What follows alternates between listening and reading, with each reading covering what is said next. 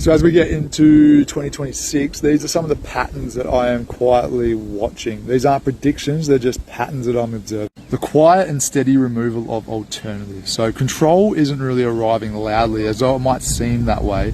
It's not the alternatives that are being banned, they're being slowly removed. Friction gets added, access is narrowed, and then people feel more and more pressure. Pressure starts to build on small businesses and cash, which we're starting to see. So small business is the pressure point.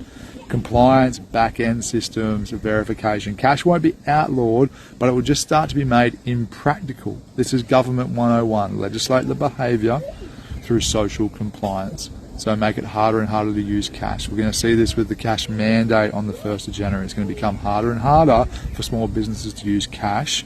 They don't have the means or the funds to be able to create something different, so they will fall in line and comply.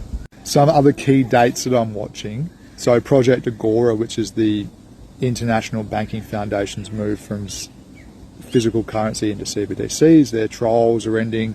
First reports about that are coming out in 2026 about wholesale digital settlement behind the scenes.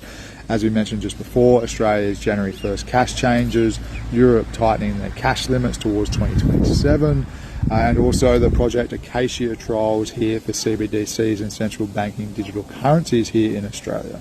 And with these phase 2 Project Acacia trials ending, what we'll start to see is what wholesale systems move from testing into live settlement layers.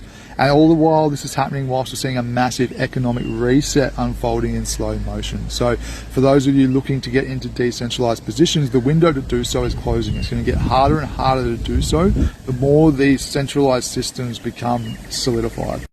And then debt becoming a lever, which it already is for many people. If you're not reducing it already, pressure's going to start to do it for you. Highly recommend looking at ways in which you can reduce your debt profile coming into 2026 before this massive reset happens.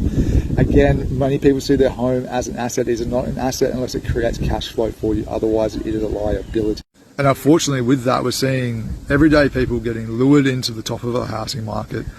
Young people buying in at this 5% home deposit, which are going to get absolutely slammed in the future, absolutely setting themselves up for failure, whilst major institutions are moving their funds into long-term stores of wealth. But infrastructure and financial stuff aside, what else we're seeing is more people are waking up to food supply control, to natural health suppression, to freedom being traded for convenience. And with that awakening brings clarity, but it also brings anger. And so what I'm looking at is these rising tensions coming into 2026 as well.